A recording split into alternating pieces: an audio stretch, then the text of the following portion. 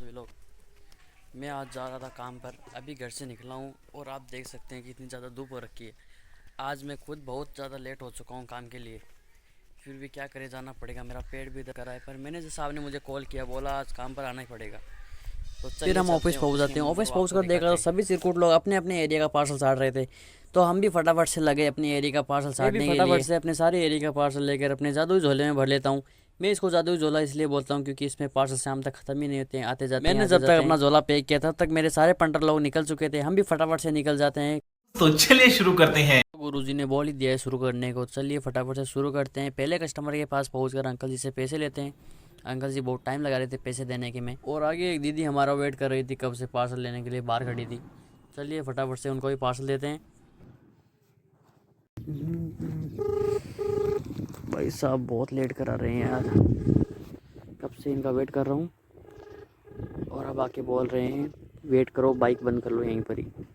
कितना वेट करें किसी का, आप बताइए। अब एक पार्सल के लिए कोई इतना वेट करे तो ये इनका क्या होगा, जब इतना पार्सल आएगा उनका क्या होगा। अब आप देख सकते हैं इतना लेट कर रहे हैं। फिर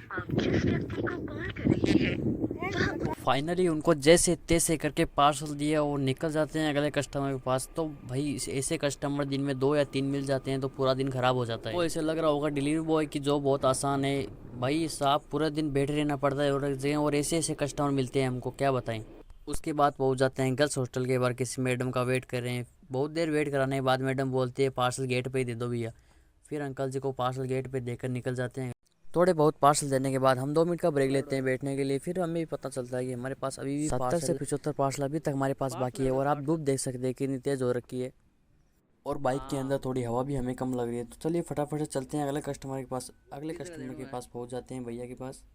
इनका साथ में ही 2 पार्सल आता है, इनसे पैसे लेकर फटाफट से इनको पार्सल दे देते हैं हम।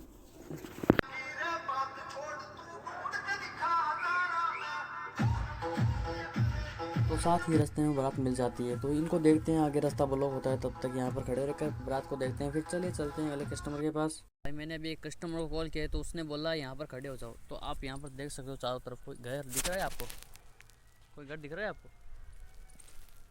मेरे पीछे घर है बट वो बोल रहे हैं आगे से आ रहा हूँ मैं, आगे कोई घर ही नहीं है। अब आधे घंटे से खड़ा कर रखा है यहाँ पर। भाई बहुत स्ट्रगल करना पड़ता है, बहुत हार्ड वर्क करना पड़ता है। अब देखते हैं कब तक आएगा वो, वेट करते हैं उसका।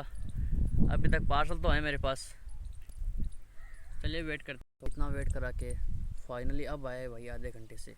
आप देख सकते हो इतना लेट कराते हैं भाई कस्टमर। अरे भाई उस भैया ने सच में मेरा आधा घंटा ख़राब कर दिया। आधा घंटा ख़राब करने के बाद हम आ गए अगले कस्टमर के पास। जो मैडम जी आ रहे हैं उनको पार्सल देकर चलिए चलते हैं हम। आज का ये लास्ट ही पार्सल है, इनको पार्सल देकर हम सीधा जाते हैं ऑफिस के लिए। आज मेरे लमसम 20 पार्सल कैंसिल हुए हैं और 10 पार्सल अटेम हुए हैं। और आज की मैं अर्निंग बताता हूँ आपको। आज की मेरी अर्निंग हुए का मिनिमम 600 रुपये। 100 रुपये का पेट्रोल बुलाकर 500 रुपये जेब में रख लेते हैं और चलते हैं ऑफिस के अंदर। काम ख़त्म करके हम जाते हैं घर पर।